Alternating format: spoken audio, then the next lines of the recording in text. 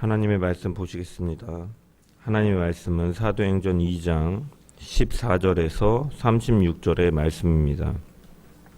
사도행전 2장 14절에서 36절의 말씀입니다. 신약성경 188페이지입니다. 제가 하나님의 말씀을 봉독합니다. 베드로가 11 사도와 함께 서서 소리를 높여 이르되 유대인들과 예루살렘에 사는 모든 사람들아, 이 일을 너희로 알게 한 것이니 내 말에 귀를 기울이라. 때가 제3시니 너희 생각과 같이 이 사람들이 취한 것이 아니라 이는 곧 선지자 요엘을 통하여 말씀하신 것이니 일렀으되 하나님이 말씀하시기를 말세에 내가 내 영을 모든 육체에 부어주리니 너희의 자녀들은 예언할 것이요 너희의 젊은이들은 환상을 보고 너희의 늙은이들은 꿈을 꾸리라. 그때에 내가 내 영을 내 남종과 여종들에게 부어주리니 그들이 예언할 것이요 또 내가 위로 하늘에서는 기사를 아래로 땅에서는 징조를 베풀리니 곧 피와 불과 연기로다. 주의 크고 영화로운 날이 이르기 전에 해가 변하여 어두워지고 달이 변하여 피가 되리라. 누구든지 주의 이름을 부르는 자는 구원을 받으리라 하였느니라. 이스라엘 사람들아, 이 말을 들으라. 너희도 아는 바와 같이 하나님께서 나사렛 예수로 큰 권능과 기사와 표적을 너희 가운데서 베푸사 너희 앞에서 그를 증언하셨느니라. 그가 하나님께서 정하신 뜻과 미리 아신 대로 내준 바 되었거늘 너희가 법 없는 자들의 손을 빌려 못 박아 죽였으나 하나님께서 그를 사망의 고통에서 풀어 살리셨으니 이는 그가 사망에 매여 있을 수 없었음이라. 다윗이 그를 가리켜 이르되 내가 항상 내 앞에 계신 주를 배웠으며 나로 요동하지 않게 하기 위하여 그가 내 우편에 계시도다. 그러므로 내 마음이 기뻐하였고 내 혀도 즐거워하였으며 육체도 희망에 거하리니 이는 내 영혼을 음부에 버리지 아니하시며 주의 거룩한 자로 썩음을 당하지 않게 하실 것이미로다. 주께서 생명의 길을 내게 보이셨으니 내 앞에서 내게 기쁨이 충만하게 하시리로다 하였으므로 형제들아, 내가 조상 다윗에 대하여 담대히 말할 수 있노니 다윗이 죽어 장사되어 그 묘가 오늘까지 우리 중에 있도다. 그는 선지자라. 하나님이 이미 맹세하사 그 자손 중에서 한 사람을 그 위에 앉게 하리라 하심을 알고 미리 본고로 그리스도의 부활을 말하되 그가 음부에 버림이 되지 않고 그의 육신이 썩음을 당하지 아니하시리라 하더니 이 예수를 하나님이 살리신지라. 우리가 다 이 일의 증인이로다. 하나님이 오른손으로 예수를 높이심에 그가 약속하신 성령을 아버지께 받아서 너희가 보고 듣는 이것을 부어 주셨느니라. 다윗은 하늘에 올라가지 못하였으나 친히 말하여 이르되 주께서 내 주에게 말씀하시기를 내가 내 원수로 내 발등상이 되게 하기까지 너는 내 우편에 앉아 있으라 하셨도다 하였으니 그런즉 이스라엘 온 집은 확실히 알지니 너희가 십자가에 못 박은 이 예수를 하나님이 주와 그리스도가 되게 하셨느니라 하니라. 아멘. 말씀을 통한 주의 은혜와 평강이 모인 모든 자들 가운데 넘치기를 축원합니다. 지난주에 우리는 사도행전 1절부터 2장 1절부터 13절의 말씀을 통해서 성령께서 임하신 사건을 살펴보았습니다. 이미 이르되 라는 표현은 누가복음과 사도행전에서 매우 중요한 전환점을 가리키는 표현으로 오순절 날이 이미 이르렀다라는 표현은 하나님께서 오래전부터 정하신 구속사의 시간이 충만해졌고 그것이 이제 중요한 전환점이 되어 본격적인 교회가 증인으로서의 사역을 시작하는 시작점이 되었다라는 것을 강조하고 있습니다. 성령님께서는 이처럼 하나님께서 계획하신 시점에 기도의 자리를 지키고 있던 공동체 위에 임하셨습니다. 그분의 임하심은 급하고 강한 같은 바람 소리가 있었고 불의 혀같이 갈라지는 것이 각 사람에게 임하였으며 그들은 각 나라의 언어로 하나님의 큰 일을 말하기 시작하였습니다. 바람은 생명을 상징하고 불은 거룩하신 하나님의 임재를 상징합니다. 그래서 성령이 불같이 임하고 바람같이 임하였다라는 것은 이제 생명이신 하나님께서 그 교회 가운데 역사하시고 그 교회를 사용하셔서 하나님의 큰 일을 증거하셨다라는 의미이죠. 그래서 이 성령의 임하심은 개인적인 어떠한 감정의 고조나 특별한 체험을 위하여서 성령이 임하신 것이 아니라 하나님께서 약속하신 때에 약속하신 방식으로 교회를 세우시는 것을 보여주는 사건이고 그 교회를 복음의 증인으로 세우시기 위해서 성령은 이 땅에 오신 것이죠. 그래서 이 사건을 목격한 사람들은 두 가지 반응으로 나타납니다. 한 무리는 그들이 조롱하면서 말하죠. 이들이 세술에 취하였다라고 말하고 또 어떤 이들은 놀라고 당황하면서 그동안 자신들이 알던 그 상식이 무너지면서 그 일들을 바라보면서 이 일이 어찌 됨이냐라고 묻는 것이죠. 이처럼 성령의 임하심은 분명히 역사적으로 드러나고 목격된 사건이었지만 아직 사람들은 그 의미를 완전하게 파악하지 못하였던 것입니다. 오늘 본문은 이제 베드로의 설교를 다루고 있는데 이것은 이 베드로의 설교를 통해서 그 성령의 임하심이 어떠한 의미인가를 분명히 드러내는 말씀입니다. 그래서 성령은 하나님께서 오래전부터 말씀대로 예언하신 그 사역의 성취이다. 성령이 오심은 하나님의 예언하신 말씀의 성취이고 그 약속의 중심에 서 계신 분이 바로 예수 그리스도다라는 것을 베드로는 설교를 통해 분명하게 증언하고 있는 것이죠. 그래서 우리는 오늘 이 말씀을 통해서 성령의 임하심이 우리에게 무슨 의미인지를 다시금 깨닫고 십자가와 부활이 어떻게 하나님의 뜻 안에서 이루어졌는지를 다시 발견하며 승천하신 예수님께서 지금 어떤 분으로 계신지를 우리가 본문을 통해서 살펴볼 것입니다.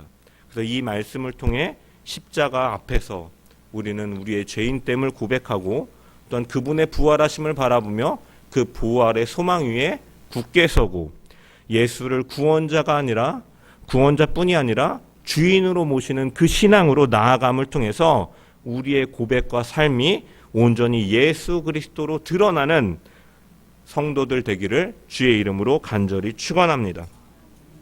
오늘 14절의 말씀을 보면 이렇게 기록되어 있습니다. 베드로가 11사도와 함께 서서 소리를 높여 이르되 유대인들과 예루살렘에 사는 모든 사람들아 이 일이 너희로 알게 할 것이니 내 말에 귀를 기울이라. 사람들이 놀라고 웅성거리고 조롱하고 있을 때 베드로는 이제 사도들과 함께 서서 소리 높여 설교하기를 시작합니다. 여기서 소리를 높여 이르되, 여기 이르되라고 번역된 단어는 헬라어로 아포프 댕고마이라는 동사인데 이 단어는 이 앞전에 2장 4절에 보면은 그들이 다 성령의 충만함을 받고 성령의 말하게 하심을 따라, 이 부분에서 성령이 말하게 하심을 따라와 같은 동사입니다. 그래서 이것은 어떠한 의미냐면 베드로가 앞전에 성령이 임하고 그들이 방언으로 하나님의 큰 일을 선포하고 있는 것이나 이제 오순절 사건을 설명하는 이 설교의 말씀이나 다 그 근원은 동일하다. 바로 성령의 역사로부터 비롯되었다라는 의미입니다. 이 베드로는 두려움 앞에서 주님을 외면하고 넘어졌던 사람입니다. 그러나 부활하신 주님께서는 그를 다시 부르시죠. 네가 나를 사랑하느냐?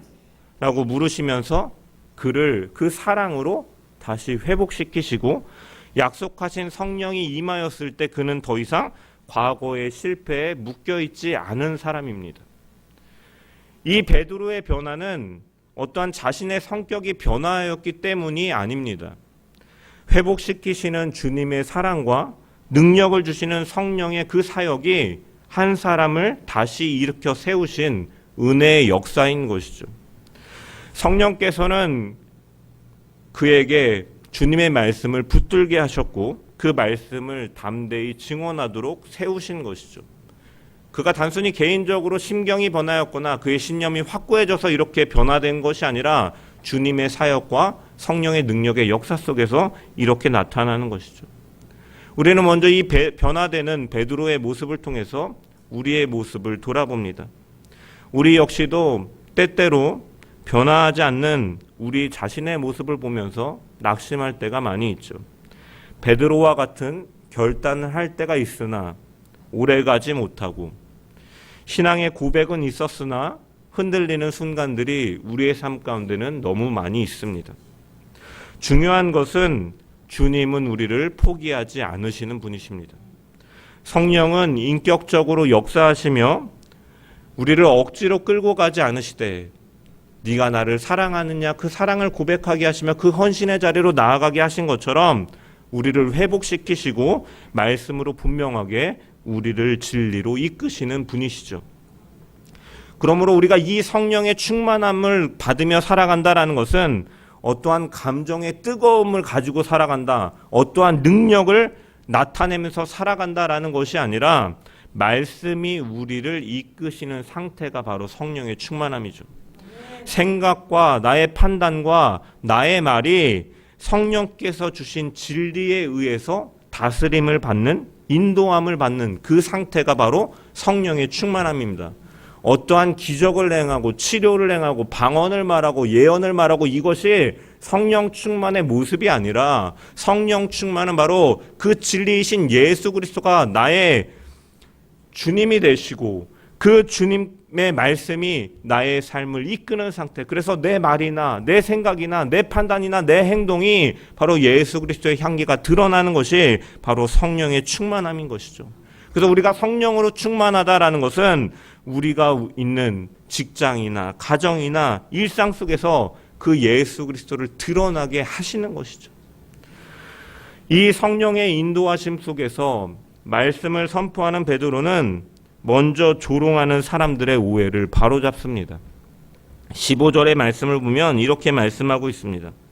때가 제3신이 너희 생각과 같이 이 사람들이 취한 것이 아니라. 여기서 제3신은 유대인의 시간 계산법에 따른 표현입니다. 유대인들은 해가 뜨는 그 순간부터 낮의 시작으로 보고 해가 질 때를 이제 낮의 끝으로 보아서 이 시간 동안을 이제 12구간으로 나누게 됩니다. 그래서 이러한 관점에서 본문의 제3시는 이제 오늘날 우리 시간으로 하면 오전 9시 무렵에 해당하는 시간이죠. 베드로는 왜 시간을 언급하고 있냐면 오전 9시는 유대 사회에서 이 하루가 본격적으로 시작되는 시간이고 또한 경건한 유대인들에게 있어서 어떠한 시간이냐면 기도하는 시간입니다. 더군다나 이때는 절기를 지키고 있었죠. 오순절 절기 가운데 있었기 때문에 많은 사람들이 성전과 이 예루살렘 도성에 모여 있던 시기입니다. 이런 시기에 기도의 시간에 아침부터 술에 취해 있었다라는 것은 상식적으로 설득력이 없다라는 것이죠. 동시에 이것을 밝히고 있는 것은 또한 신학적인 의미가 있습니다. 성전에서는 제사가 드려지고 있고 사람들은 기도의 시간에 참여하고 있는 시간입니다. 도시가 깨어있고 절기가 진행 중이고 많은 사람들이 거리와 성전에 모여있는 이 시점에 성령님께서 임하신 것은 어떠한 어둠 속에서 은밀하게 아니면 조용하게 어떠한 소수의 집단의 은밀한 체험 속에서 이루어진 것이 아니라 사람들이 활동하는 한가운데 공식적으로 공개적으로 일어난 사건이었음을 분명하게 보여주고 있는 것이죠. 그래서 누가는 이 시간을 기록함을 통해서 이 사건이 역사 속에 실제로 일어난 사건임을 공식적 사건임을 분명하게 강조하고 있는 것이죠. 기도의 시간에 하나님께서 약속하신 성령이 공개적으로 임하였고 그 자리에 하나님의 구원의 말씀이 선포되게 된 것입니다. 이것은 하나님의 구속사가 질서 있게 전개되는 시간이었음을 보여주고 있는 것이죠. 이처럼 이 제3시를 통하여서 이러한 의도들을 보이고 오해를 바로잡은 베드로는 이 일이 벌어지게 된 이유를 구약을 인용함을 통해서 설명합니다. 첫 번째로 구약을 인용하는 본문은 16절부터 21절까지의 말씀인데, 이 말씀은 요엘서 2장 28절부터 32절의 말씀을 인용한 것이죠. 특별히 16절에 이는 곧 선지자 요엘을 통하여 말씀하신 것이니 일러스되라고 되어 있는데, 여기 이는 곧이라는 표현은 헬라어로 투토 에스틴이라는 말로 직접적인 성취를 가리키는 것이에요. 이 요엘의 예언의 그 직접적인 성취로 이 일이 이루어졌다라고 말하고 있는 것이고, 그래서 이 성령 임재 사건이, 오순절 성령 강림 사건이 이 새로운 어떠한 종교적인 현상이 아니라 요엘 선지자가 예언한 일이 성취된 일이다. 이미 기록한 하나님의 말씀대로 이루어진 사건이다라고 선포하고 있는 것입니다. 주목해 봐야 될 것은 요엘서와 오늘 베드로가 설교하고 있는 본문을 비교해 보면 특이한 점이 한 가지 있습니다. 17절의 말씀을 보면 하나님이 말씀하시기를 말세에 내가 내 영을 모든 육체에 부어주리니 라고 기록되어 있습니다. 그런데 이 말씀을 인용한 요엘서 2장 28절을 보면 그 후에 내가 내 영을 만민에게 부어주리니 라고 기록되어 있는 것으로 보게 되죠. 그래서 요엘서에는 그 후에 라고 기록되어 있지만 베드로는 말세에 라고 하면서 말세에 내가 내 영을 모든 육체에 부어주리니 라고 선포하고 있는 것입니다. 이것은 지금 말하고 있는 베드로나 사도행전을 기록한 누가가 구약 성경을 착각했기 때문에 이렇게 기록한 것이 아닙니다. 말씀을 전하는 베드로나 이 사도행전을 기록한 누가는 이 오순절 성령 강림 사건을 종말론적 사건으로 해석하고 선포하고 있는 것이에요. 그래서 성경에서 나오는 말세는 어떠한 의미입니까? 단지 세상의 마지막 날을 가리키는 것만이 아니죠. 말세는 그리스도께서 십자가와 부활을 위해 이 땅에 오신 그 시점부터 예수님께서는 회개하라 천국이 가까이 왔느니라 이미 오신 하나님의 나라를 선포하셨죠. 이미 시작된 하나님의 나라로부터 예수 그리스도가 다시 오실, 재림주로 오실 그 시점, 완성될 하나님의 나라까지 이어지는 성취의 시간을 성경은 마지막 때라라고 말씀하는 것이죠. 그리고 그 시대가 시작되었음을 보여주는 표지로서 바로 요엘 선지자가 예언한 이 성령이, 하나님의 영이 각 사람에게 부어지는 사건이 오늘 이 자리 가운데 임하였다라고 베드로는 설명하고 있는 것입니다. 하나님께서 당신의 영을 부으셨다라는 사실은 오래전부터 약속하신 언약이 이제 성취되었음을 드러내는 사건이다라는 것이죠. 내가 내 영을 모든 육체에 부어주리니, 여기서 강조점은 모든 육체라는 대상에 있는 것이죠. 구약시대에는 하나님의 영이 특정한 인물에게 임하였죠. 왕에게, 선지자에게, 사사에게 임하였습니다. 그러나 이제는 오늘 본문이 밝히고 있는 것처럼 남종과 여종, 젊은이와 늙은이, 아들과 딸에게까지 부어지는 것이죠. 이것이 말해주는 것은 무엇입니까? 하나님의 은혜의 확대이고 하나님의 백성 전체가 이제 성령의 안에서 부르심을 받고 그 성령의 인도하심을 따라가는 시대로 나타나게 됨을 보여주고 있는 것이죠. 그리고 그 결과는 무엇입니까? 누구든지 주의 이름을 부르는 자는 구원을 받으리라. 21절에 말씀하고 있죠. 성령의 이 조명 속에서 예수 그리스도를 주로 고백하고 살아가는 자에게 구원이 있다라는 것입니다. 그리고 이 성령의 시대는 이미 시작된 것이죠. 그리고 우리는 그 시대 한가운데 서 있는 사람들입니다. 그러므로 성령 충만은 어떠한 새로운 체험을 하는 것이 아니라 이미 시작된 구원의 이 시대 속에서 말씀의 성취를 믿고 살아가는 것이 바로 성령 충만한 삶인 줄 믿습니다. 베드로의 담대함은 그의 개인의 성격의 변화가 아닙니다. 성령께서 이 말씀을 붙들게 하셨고 그 말씀을 증언하게 하셨기 때문에 그가 이렇게 복음의 사도로서 사명을 감당하고 있는 것이죠.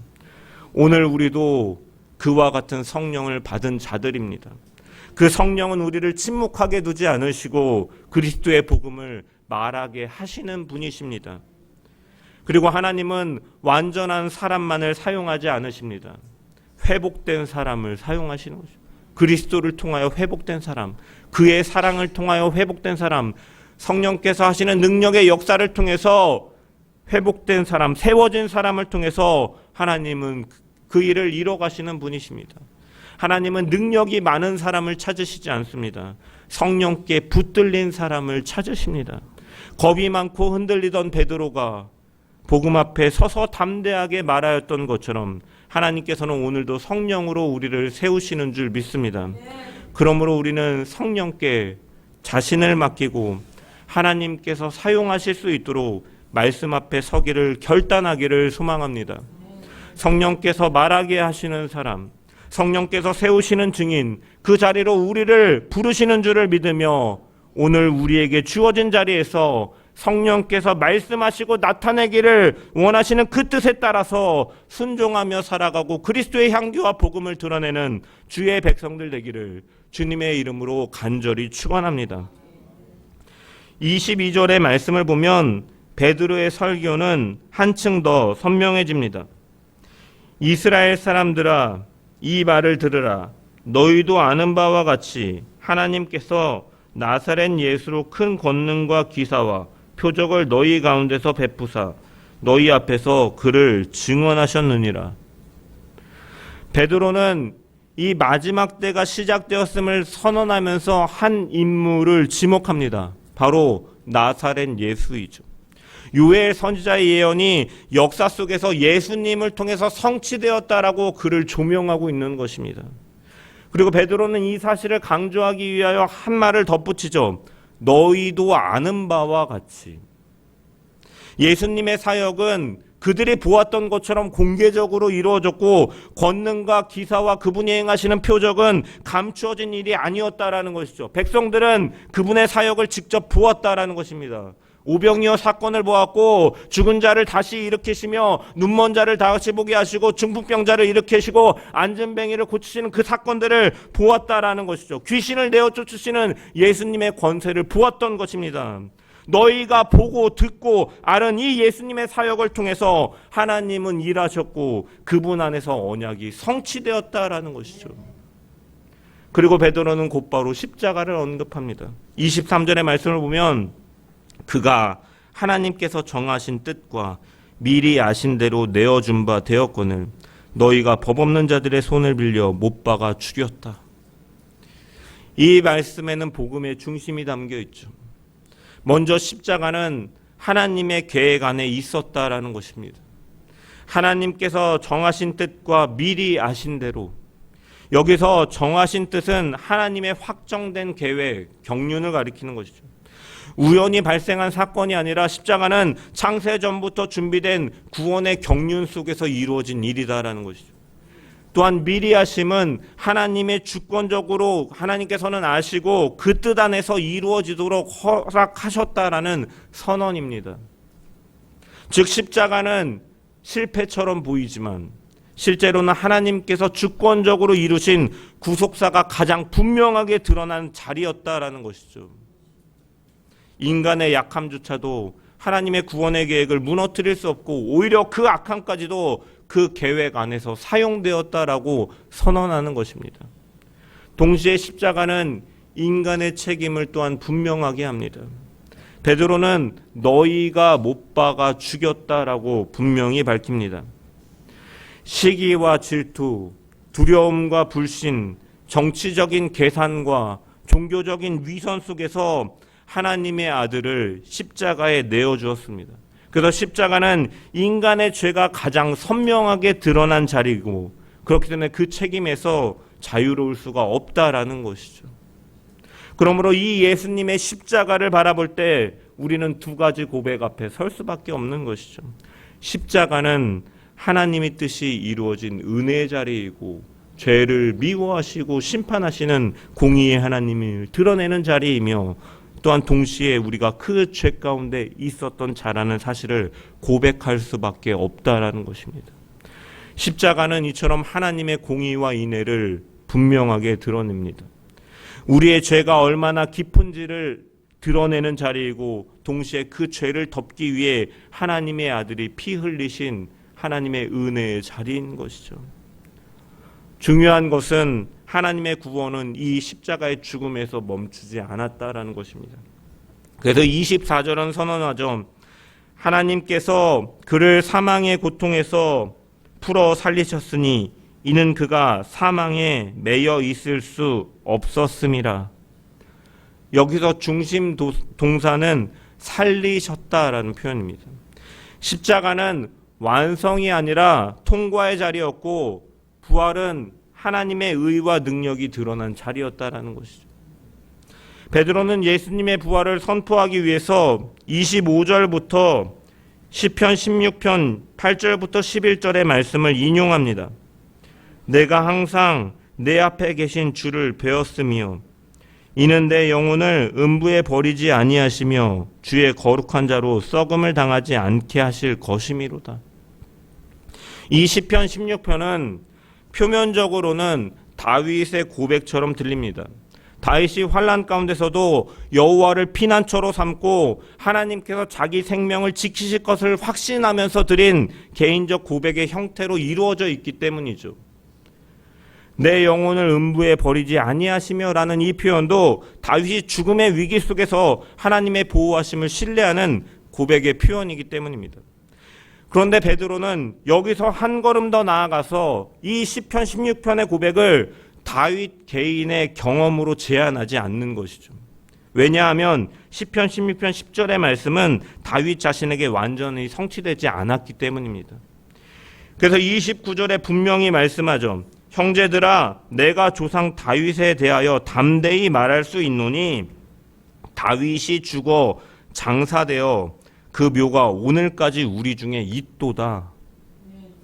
다윗은 결국 죽었고 그의 육신은 썩어 무덤에 묻혀 있다라는 것이죠. 그러므로 주의 거룩한 자로 썩음을 당하지 않게 하시리라는 이 선언과 말씀은 다윗을 넘어서는 어떤 인물을 가리키고 있는 것이다. 바로 그 지점을 붙드는 것이죠. 그래서 베드로는 다윗이 단지 왕뿐이 아니라 시인뿐이 아니라 그는 선지자였다라고 말하고 있는 것입니다.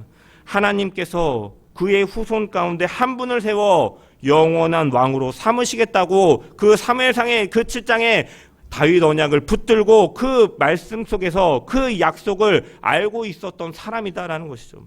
그래서 30절은 뭐라고 말합니까? 그는 선지자라. 하나님이 이미 맹세하신 그 자손 중에서 한 사람을 그 위에 앉게 하리라 하심을 알고 라고 말씀하고 있죠. 사무엘하 7장에서 하나님은 다윗에게 언약을 주셨습니다.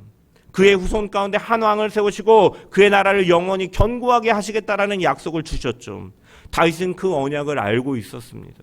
그래서 시편 16편의 고백은 단순히 자신의 개인적인 구원 확신뿐만이 아니라 자기 후손으로 오실 메시아에 대한 예언적 고백으로 드렸다라고 베드로는 선포하고 있는 것이죠.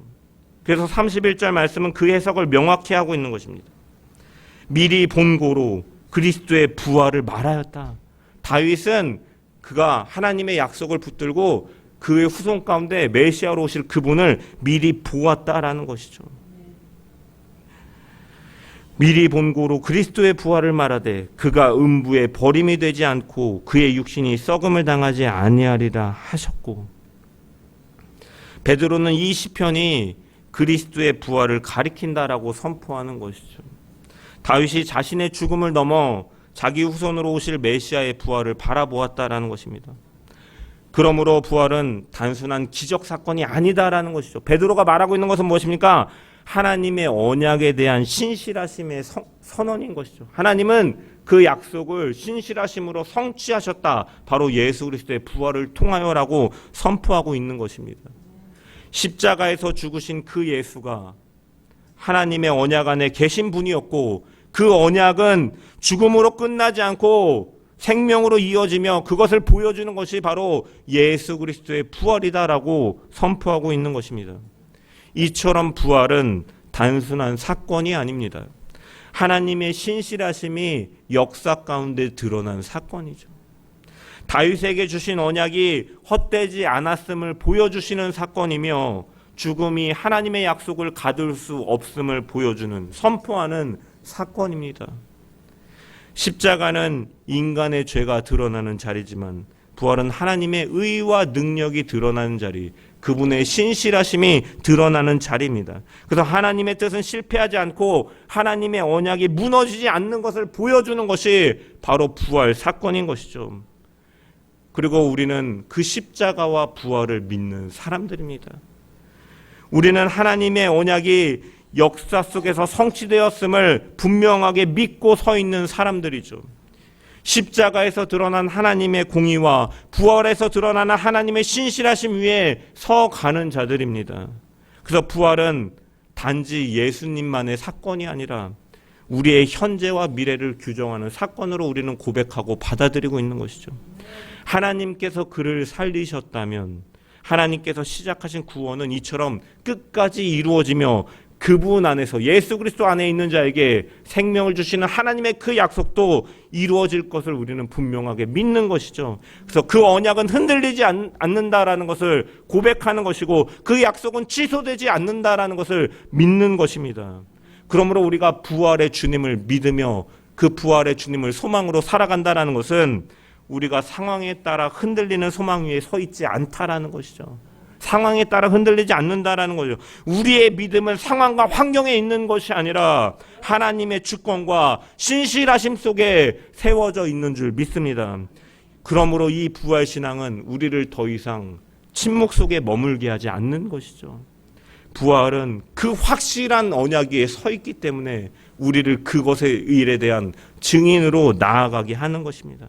하나님께서 그를 살리셨다라는 사실을 더 이상 숨길 수 없는 비밀이기 때문에 선포되어야 될 진리이기 때문에 베드로는 선포하고 있고 우리 역시도 이 일의 증인이 되었다, 증인이로다라고 말씀하고 있는 것이죠. 십자가 앞에서 우리의 죄를 인정하고 부활 앞에서 하나님의 신실하심을 붙드는 자는 더 이상 두려움에 붙들려 살아가는 자들이 아닙니다. 세상의 평가가 아니라 하나님의 확증 위에 서 있는 자들이기 때문입니다. 그러므로 우리는 십자가와 부활을 부끄러워하지 않습니다. 우리의 자랑은 바로 죽으시고 부활하신 예수 그리스도신 줄 믿습니다. 하나님께서 살리신 그 예수 그리스도를 말하고 그분의 구원을 전하며 그 부활의 소망을 붙들고 사는 것이 바로 성도 교회의 존재의 이유인 줄 믿습니다. 성령께서 우리로 하여금 이 복음을 단지 아는 데서 머물지 않게 하시고 삶 속에서 드러내며 증언하는 자로 세우시기를 주의 이름으로 간절히 축원합니다. 계속해서 33절을 보면 이렇게 말씀합니다. 하나님이 오른손으로 예수를 높이심에 그가 약속하신 성령을 아버지께 받아서 너희가 보고 듣는 이것을 부어주셨느니라. 부활하신 예수님은 단지 다시 살아나신 것에서 멈추신 것이 아니라 하나님께서 그를 높이셔서 당신의 오른편에 앉히셨다라고 말씀하고 있습니다. 성경에서 오른손은 능력과 권세, 통치를 상징합니다. 예수님께서는 승천하셔서 하나님의 권위에 참여하는 자리, 곧 통치의 자리에 앉으셨다라는 것이죠. 여기서 우리는 삼위 하나님의 구속의 질서를 볼 수가 있습니다. 성부께서는 그를 높이시고 성자는 아버지께서 약속하신 성령을 받으시고 보내시고 그 성령을 교회 위에 부어주시고 성령은 그렇게 역사하시는 분이시죠. 그러므로 오순절 사건은 단순히 성령의 임재 사건, 단순한 성령의 임재 사건이 아니라 이 다시 오신 이 성령의 오심은 바로 승천하신 그리스도의 통치가 시작되었음을 드러내는 사건이고 표지다라는 것이죠. 지금 우리가 보고 듣는 이 성령의 역사는 예수께서 승천하셔서 그분이 통치자로 계시다라는 증거다라고 베드로는 선포하고 있는 것입니다.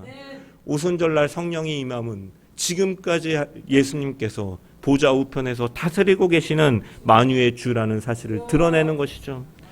이 사실을 확증하기 위해서 베드로는 34절에서 이제 시편 110편 1절의 말씀을 인용하는 것이죠. 다윗은 하늘에 올라가지 못하였으나 친히 말하여 이르되 주께서 내 주에게 말씀하시기를 내가 내 원수로 내 발등상이 되게 하기까지 너는 내 우편에 앉아 있으라. 베드로는 먼저 분명히 말합니다. 다윗은 하늘에 올라가지 못하였으나, 다윗은 위대한 왕이었지만 승천하지 않고 그는 죽어서 무덤에 묻혔다라는 것이죠. 그러므로 이 시편 110편의 말씀은 다윗 자신을 가리키는 말이 아니다라는 것이에요. 시편 110편에 보면 다윗은 내 주라고 고백합니다. 다윗은 이스라엘의 왕인데 그가 또 다른 이를 내 주라고 고백하고 있다라는 것이죠. 히브리어 원문에서 첫 번째 주는 여호와를 가리키는 이름이고 두 번째 주는 다윗이 높여 부르는 통치자를 가리키는 표현입니다. 곧 여호와 하나님께서 다윗의 주 되신 그분에게 말씀하시는 장면으로서 시편 110편은 말하고 있다는 것이죠. 그리고 그분은 내 우편에 앉으라. 이것은 단순히 위로의 말이 아니라 그분이 이제 왕되심을 선언하는 말씀이다라는 것이죠. 하나님의 통치에 참여하는 자리로 올라갈 것을 예고하는 말씀이다라고 시편 110편을 해석하고 있는 것입니다. 그리고 원수를 발등상으로 삼는다라는 표현은 고대 왕들이 정복한 적 위에 발을 올려놓음을 통해서 승리를 상징하는 그 모습을 가리키는 것이죠. 완전한 통치와 결정적인 승리를 선언하는 왕권의 언어인 것입니다. 베드로는 바로 이 시편이 예수께 성취되었다라고 선언하고 있는 것이죠. 십자가에 달리셨던 그 예수님, 사람들에게 거절당했던 그 예수님께서는 다시 사시고 승천하셔서 지금 하나님 우편에 앉아 계시다라는 거죠. 그분은 실패자가 아니라 패배자가 아니라 만유의 주권자로 높아지셨다라고 말씀하고 있습니다. 그리고 36절에서 설교의 절정에 이릅니다. 그런즉 이스라엘 온 집은 확실히 알지니 너희가 십자가에 못 박은 이 예수를 하나님이 주와 그리스도가 되게 하셨느니라. 아멘. 여기서 확신이 알지니라는 표현은 의심의 여지가 없는 강한 확증의 선언인 것이죠. 여기서 주는 단순한 존칭이 아닙니다. 구약에서 하나님의 이름을 번역할 때 직접 언급할 수 없을 때 아도나이 주라고 표현하는 것이죠. 그러므로 예수를 주라고 고백하는 것은 그분의 신적 권위와 통치권을 인정하는 고백입니다. 그리고 그분은 그리스도 되신다. 기름 부음 받은 자, 하나님께서 약속하신 메시아다. 십자가에 못 박힌 그 예수가 바로 하나님의 약속을 성취하는 우리를 구원하시기 위하여 오신 메시아이시며 그분은 지금도 살아계시고 우편에 앉으셔서 통치하시는 주다라고 선언하고 있는 것입니다. 성도 여러분, 복음은 단지 예수님께서 우리를 구원하셨다라는 그 소식에서 끝나지 않습니다. 그분은 지금 다시 살아나셨고 보좌 우편에 앉으셔서 통치하시며 지금도 다스리시는 분이십니다. 그것까지가 바로 복음인 것이죠. 그러므로 예수를 그리스도로 믿는다라는 것은 그분을 우리의 구원자로만 고백하는 것이 아니죠. 그분은 우리를 구원하시고 우리를 다스리시는 그분의 통치를 받아들이는 고백인 것입니다. 구원은 받되 여전히 스스로 자신이 주인 되어 살아가려는 것이 성경이 말하는 믿음이 아니다라는 것이죠. 하나님께서 주와 그리스도로 확증하신 그 예수께 우리의 삶과 주권을 맡기는 것이 바로 믿음이다라는 것입니다. 십자가와 부활을 믿는다면 이제 우리는 그 예수 그리스도의 통치 아래에 서야 되는 자들입니다. 우리의 마음을 주께 드리고 우리의 삶의 주권을 주께 맡기고 예수의 복음을 증언하는 자로 서가는 저와 여러분 되기를 소망합니다. 주와 그리스도 되신 예수께서 우리의 삶을 다스리시고 우리의 교회를 붙드시고 이 마지막 때에 복음을 담대하게 전하는 공동체로 세워주시기를 주의 이름으로 간절히 축원합니다. 말씀을 마무리합니다. 오순절에 임하신 성령은 하나님께서 오래전부터 약속하신 구원의 때가 시작되었음을 보여주는 표지이고 그것을 알리기 위해 오신 분이십니다. 약속을 성취하시고 예수를 드러내시고 교회를 증인으로 세우시기 위하여 성령은 오셨습니다. 베드로의 설교는 한 가지로 향합니다. 나사렛 예수는 하나님의 뜻 안에서 십자가를 지셨고 하나님께서는 그의 의와 능력으로 그분을 살리시면서 그분의 약속을 이루시는 신실하심을 드러내셨고, 그분은 지금도 하나님 우편에서 주와 그리스도로 통치하시는 분이시다. 이 예수께서 지신 십자가는 우리의 죄를 드러내는 자리였습니다. 그러나 동시에 하나님의 뜻이 이루어진 자리였습니다. 부활은 죽음에 대한 승리였습니다. 그러나 동시에 하나님의 언약이 헛되지 않았음을 확증하는 사건이었습니다. 승천은 떠나심이 아니라 주님의 통치의 시작이었습니다. 그리고 지금도 그분은 하나님 우편에서 우리를 다스리시는 분이십니다. 성도는 이 예수를 믿는 자들입니다. 십자가를 믿는다면 우리가 죄인임을 인정하고 우리 안의 죄를 더 이상 가볍게 여길 수 없으며 살아가는 자들인 것이죠. 부활을 믿는다면 우리가 상황과 환경에 따라 때로는 절망하고 낙심에 빠지고 멈춰서는 것이 아니라 하나님의 신실하심을 붙들고 담대함으로 나아가는 것입니다. 이 약속은 분명히 이루어질 것이기 때문에 그분의 성령을 의지하는 가운데 담대히 나아가는 것이죠.